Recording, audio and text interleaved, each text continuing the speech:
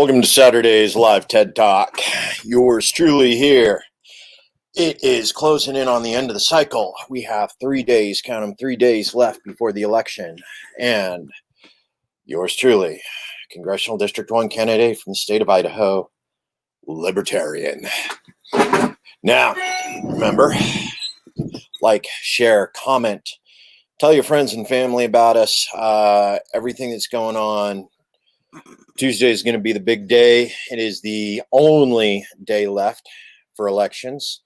It will be from 8 to 8, Tuesday, November 2nd. Yes. You go in. You get a vote. Decide the future of America. Now, speaking of which, we actually had 2 big events that happened today. Well, 3. But 2 I was able to at least participate in. Well, not participate, observe. Yes, 2 I was able to observe firsthand. So the first one that happened at noon, which happens every day at noon here in Boise, right behind the Capitol on State Street, we have the Blm Activists. Now, this aren't actually a BLM as in any of our BLM organizations per se. This just happens to be a bunch of the elderly neighbors, communities, who just get out and wave signs thanking Black lives for being, support Black lives, support the people in your community, support the Black and Indigenous people in your community. That's all they do. They get out and they post their signs, they wave the American flag and say, "We believe in you." They do that every day, noon to 1. Without fail. Other thing that happened today, which I was a little late for, but from noon to 1, there was an Idaho Second Amendment rally. Greg Pruitt, once again, he's out there doing Greg Pruitt things, doing his speech. KIDO was there, doing live. You had a couple of the other standbys that were there. Tammy Nichols was there. Of course, she's running over in Canyon County for her office. Incumbent seat, second year in a row, or second cycle in a row. Yeah. So we had the Idaho Second Amendment Alliance. That went on from noon to 1. So decent sized gathering. It wasn't a huge one. The alert kind of came and went for it. My original intent was to show up at noon, but then it disappeared and I didn't get my alert, didn't get my wake up call. Yeah, that happens. So I ended up showing up a little bit late. It's all right. Regular crew there, regular Second Amendment. Wasn't a huge crowd today. Weren't too many officers present. And of course, all the usuals were there. Now, the third event. This one was actually interesting. So, how many of you out there are familiar with, let's go ahead and bring it up.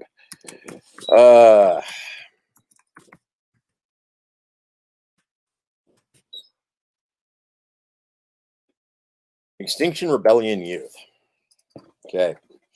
Now, the Extinction Rebellion is a in-your-face sort of demonstration activist group. They like to get out, create a ruckus, create a scene. Usually the kind of scenes that get police involved, even though nothing is actually broken, anyway. But we have an active group here in Boise of the Extinction Rebellion youth, and they have done some amazing performance art over the summer. There was one event where they tried to hold a virtual rally. And they actually got something like about 400 pairs of shoes and set the 400 pairs of shoes up on the Capitol steps. This was actually one of their first COVID responses because this came just after the COVID lockdown. And what was originally supposed to be a environmental demonstration, about how we were poisoning the community and poisoning society. They went out and did that, put 400 plus pairs of shoes up on the Capitol steps and held their mock virtual rally on the Capitol steps. It was pretty awesome. I won't lie. I was impressed. So today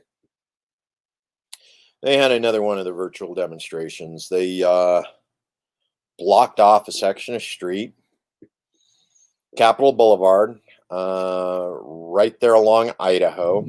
Now, this isn't a place where demonstrations are usually held, even though it is right adjacent to the block that's normally locked off in front of City Hall for demonstrations. So it disrupted a little bit of traffic. And they actually got a pretty impressive police turnout for their little event. And they managed to carry it out for about 45 minutes. They blocked off a street. I don't think BPD authorized them to block off. Just saying. And then they proceeded to have a die-in in the street on the other side of the roadblock sign. Real impressive. Now, the thing is our Extinction Rebellion youth chapter here is also very involved in the Babe Vote movement as well. So these are people that you've seen out supporting the Black Lives Matter rallies, getting people registered to vote, at Boise State University and down in front of the Capitol and a number of other places. So these kids, and yes, they are kids. They're all under 18. Or they are 18 and under. They're being active. They're getting out. They're getting their voices heard. They're being seen in a way that's, we haven't seen in a while. And it's been very impressive. So, from a libertarian candidate and a street level activist, not necessarily for the things you're activist for, but a libertarian candidate and a street activist, Extinction Rebellion youth, and Babe Vote. You got my support. You're fighting the good fight. And the fact that certain people have shown up to resist, that definitely tells me you're fighting the good fight. Yeah. Anyway. So, enough about the Extinction Rebellion youth and what's going on with them. Babe Vote. Awesome movements, by the way, getting people registered to vote. Letting people know that you, as America's youth, do care about the kind of world we'll be leaving, not just for you, but for your children. Some of you haven't gone antinatalist just yet. Some of you are actually thinking about having kids. Kudos. Being from a generation who is being raised to go forth and produce for the greater glory of God. And looking back and understanding that, kind of in the process of leaving a pretty shitty world for the rest of the world. Yeah.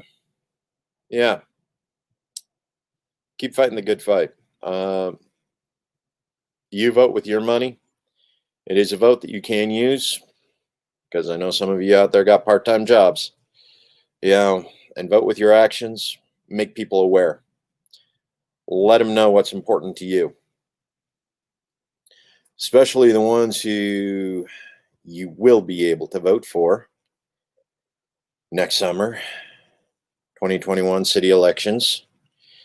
2022 local elections. Again, you guys will be the ones voting for our legislators in 2022.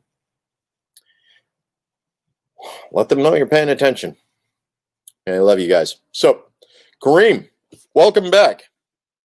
Thoughts on immigration? Okay. Oh yeah, work here to find the right angle. Sun's coming in. It's not. It's washing me out.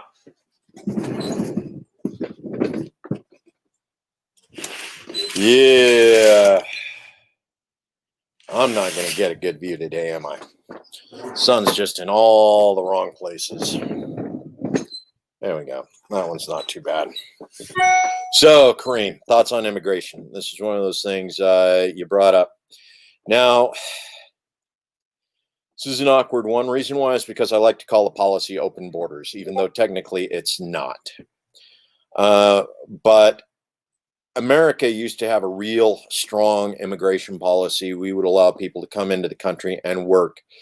Yeah, and this was back before we created all of the special visa programs where certain employers were allowed discounts if they employed certain people with certain skill sets that came into the nation. Okay. Which is one of those things that's really sort of bogus and BS right now, because the United States government actually offers compensation and tax write-offs for companies that hire foreign nationals that are here on H-1B visas and similar things, and make them jump through a bunch of hoops. The foreign nationals actually have to pay a fee, but the companies that hire them get discounted labor and tax write-offs, which screws, American citizens. Not a cool thing, by the way. However, I do believe in the free flow of trade, the free flow of labor, the free flow of people. People should be able to go anywhere they want in the process of seeking happiness. Life, liberty, and the pursuit of happiness. If the pursuit of happiness takes you into America to work, come, please. There's work here for you to do. Just understand that the libertarian philosophy is the United States government does not get to incentivize your employer to hire you. That is a crock. It is bull. Yeah. Come to America. Work. Don't expect the government to subsidize you, though. Don't expect the government to subsidize your employer. And for those major tech companies that have been using the H-1B visa exploits to hire cheap labor here in the United States, skilled cheap labor, yeah, it's going to come to an end fairly shortly.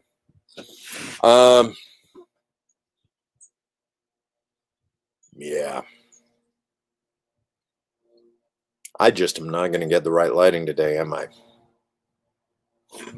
Son. Yeah.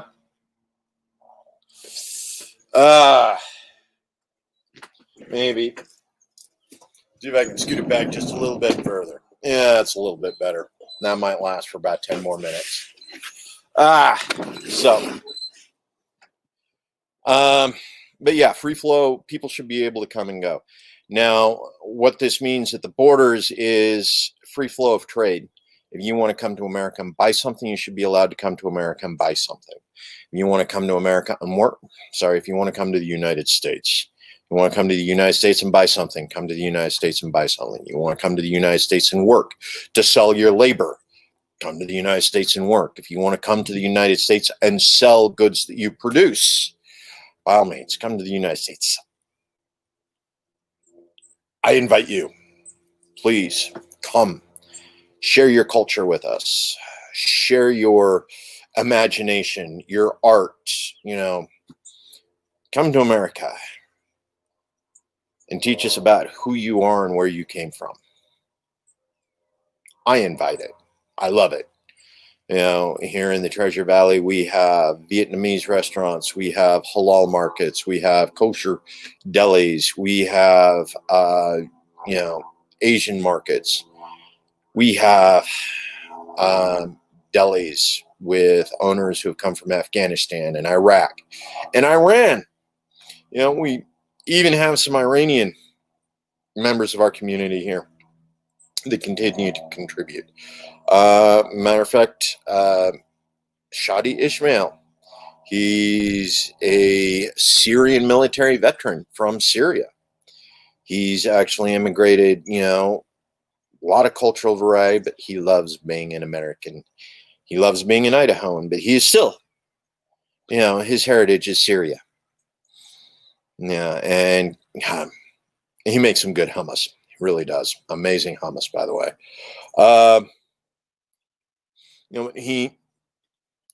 Come, please. I want you to be able to come.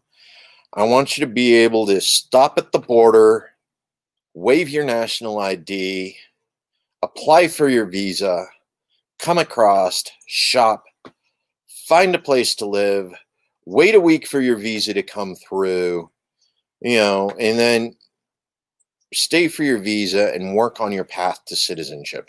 If citizenship is what you want, if citizenship isn't what you want, renewing a visa shouldn't be a difficult thing either. There's something about the United States you like, which is why you came. It's why you want to stay. So, immigration, all for it, all about it. And that said, if you're coming to America to flee criminal charges, no, that's all right. If you're a criminal in your nation, please stay there. We don't want your criminal behavior here in the United States either. Reasonable, right? A criminal in a foreign nation is not someone we want here, because we don't want criminal behavior coming here. We got enough of it already. Those are simple checks. They're easy checks. They should not take 3 months. You should not be separating families at the border in order to make that happen. 6 months for a gene test, in some of these cases. No, folks. We need to streamline that. We need to fix that. Despite Trump's rabid mishandling of the issue at the border, and that is one of those things that's actually of interest. Reason why is because Obama deported more people than any other president before or since. Yes, he actually deported more people than Trump. That said, Obama did it with efficiency. You didn't have kids sitting in cages for months. You didn't have them mobilized. You didn't disappear them into the system. While Obama definitely did more deportation and interfered with more immigration than any president prior, you're not going to find me applauding Trump for the way he's handled it over the last 4 years. Just the situation. We can do better. We have to do better. And again, it's also part of one of the things about ethical business practices. The reason why is because we use an awful lot of illegal labor in certain industries. Okay. Agriculture is a big one. Meat production is a big one.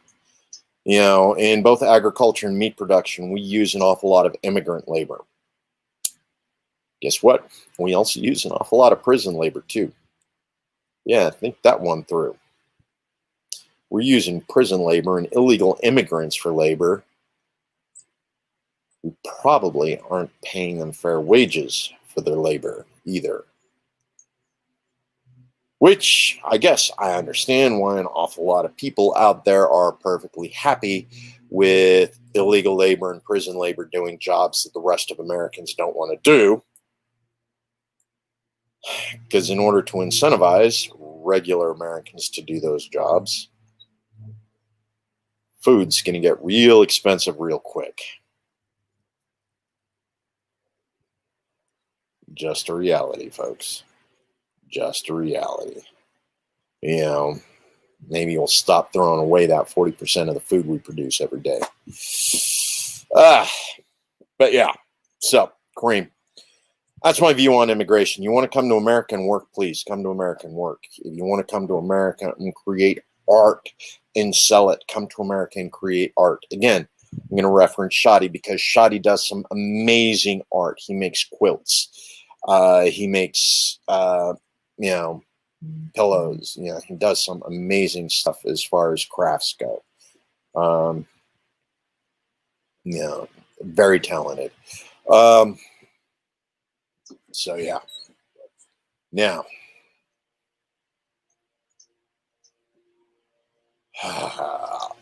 yep, I'm going to shift again just a little bit. One more trip back into the shit. So, other things we got going on. Folks, I see you out there watching me. Ask me a question, please. These are Ask Me Anything. Otherwise, you just sort of listen to me go on and on and on about the same stuff I always go on and on about. Okay, so since I did mention Extinction Rebellion earlier, let's go ahead and bring them back up. Okay. Reason why is because Extinction Rebellion is an environmental group. It is environmental activism. It gets out, it works, and it deals with issues on environmentalism.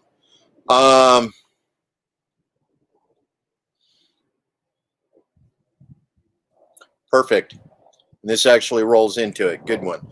So, Kareem, can follow that up by asking, do you think any form of economic protectionism like tariffs or sanctions are warranted? Okay, absolutely not. Tariffs and sanctions are not warranted by any stretch of the imagination. We should not be tariffs, sanctions, because that is economic warfare. Straight up, that is economic warfare. That is not free trade. That is not libertarian in mind. Now, by the same token, we've been in a trade war with China for a long time. We have an awful lot of our production over in China right now. Okay. And this goes back to environmental issues. Okay. Reason why is because we have outsourced our production to China because China doesn't have the same environmental protections or interest in the environment, preservation of it that we currently do in the United States. Now, I say currently because back in the 1970s, 1960s, there were significant swaths of the United States that were somewhat, we weren't paying attention to what was going on in the environment. We weren't aware of how we were allowing certain industries to poison large communities in the United States. So when we started looking at environmental protection agent programs, we also started outsourcing and offshoring a lot of our labor and a lot of our industry, which rather than learn to be more environmentally friendly in the industry, they just outsourced our labor and sent it overseas. So now rather than poisoning communities here in the United States, we poison communities in China and Nicaragua and Colombia. And anyway, you get the point. So, sanctions, protectionism, combination, and as a result, we have outsourced all of the labor. And this gets back into another issue that is always a big thing for me, and that is economics. Okay, most of you have been paying attention, and some of these economic policies I am firmly against for a number of different reasons. One is I believe in Austrian economics. Austrian economics means total decentralization. You have small decentralized banks that help coordinate and organize, in a sense, the local economy. They're paying attention to what's going on and what's needed. This is local policy, local thoughts, local environment, local economy, local community. This is community building on community. Now, we are currently working with a Keynesian system, and that is central planning. All of our central planning is done back in Washington, D.C. We have a central bank, Federal Reserve, that decides how to allocate resources across the United States so that certain economies are allowed to win while other economies lose, simply based on how much money is injected into these economies, which is the way our federal government manages resources. We put our thumb on the scale back in Washington, D.C. and say, this industry or this company gets money and resources and the others don't. That is top-down supply-side economics, and we reinforce that with propaganda and advertising saying we must consume everything that is produced rather than actually paying attention to what it is we need. Supply side economics, Keynesian economy, yeah. Now, what's further problematic is we have no basis for our currency. Back in 1970, this is one of those things I used to argue with people who were proponents of modern monetary theory. Saying modern monetary theory doesn't work. MMT does not work. Well, it doesn't work. But their argument is we've been using it since 1970, which is unfortunately true. Now, there are two reasons why it has been successful in the United States for 50 years, whereas every other time in history it has been used, it has failed within 10. Post-World War I Germany, a couple countries in Africa, that tried to practice neo-chartalism, fiat currency with no precious metals backing them or anything else. We called it the petrodollar, but that was a lie. Nixon went full on modern monetary theory back in 1970. Yep, Venezuela.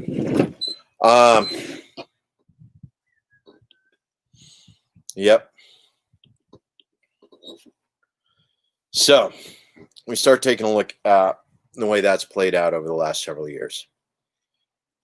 Now, one other reason why modern monetary theory has been so successful in the United States over the last 50 years is we have the most successful military force projection program ever. And we wouldn't be able to afford it if we weren't printing money to pay for it. 11 aircraft carriers, 10 Army divisions, 2 Marine divisions. Yeah. Part of the reason why our modern monetary theory continues to succeed is because we can annihilate anybody who doesn't want to match the price we tell them to match. Just the truth, folks. If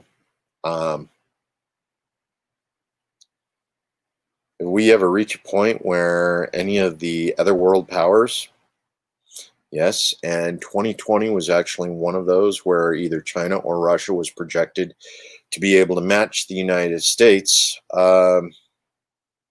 militarily, as in it was an adequate superpower in and of itself, that we couldn't actually decimate them the way we want to.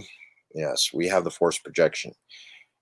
China and Russia will never be able to invade the United States. They won't. That's an impossible.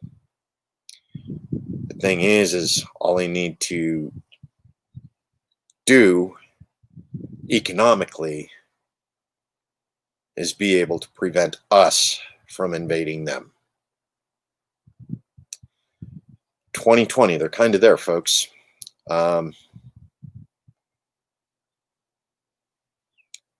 So where do we go from here? Well, one, we stabilize the economy. We pay off the debt. We audit the Fed. We go to a metal-backed security. We abolish the Fed. We allow local banks, local communities to actually determine what goes on within their communities.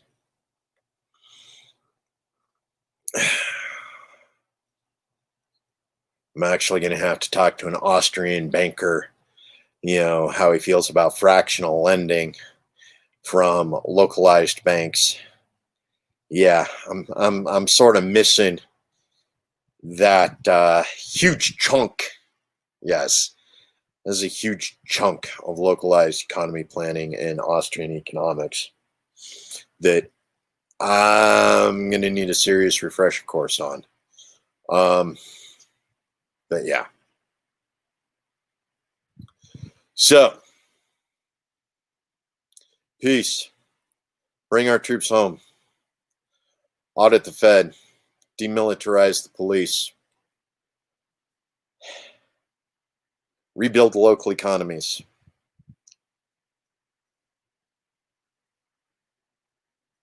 I think we got some good plans, folks. I think we got a good future. We got a path forward beyond November 3rd. And the beautiful thing is it doesn't matter who sits in the White House. Local activists, local organizers can make it happen. You, me, we don't need to be sitting in seats in Washington, D.C. in order to make things happen. Some 15, 16-year-old kids downtown Boise today that shut down traffic and mobilized, the Idaho State Police. They didn't go to Washington, D.C. to do that. They did that all on their own in downtown Boise. Nonviolent, peaceful demonstration. Mobilize the Idaho State Police and the BPD. You don't need to go to Washington to make things happen. You don't need to go to Washington to make change. You just got to be persistent, and you got to believe. Okay. I think that's going to be it for me today. Love you guys. Thanks again for joining me today, Kareem. So, remember, Extinction Rebellion Youth, Babe Vote. Proud of you guys. You did good today. Peaceful, nonviolent demonstration that got people's attention. Kudos. Later, Kareem. Have a good one. Remember, family, friends, community. As long as you got those three, life is good. I'll see you guys Monday. Love y'all.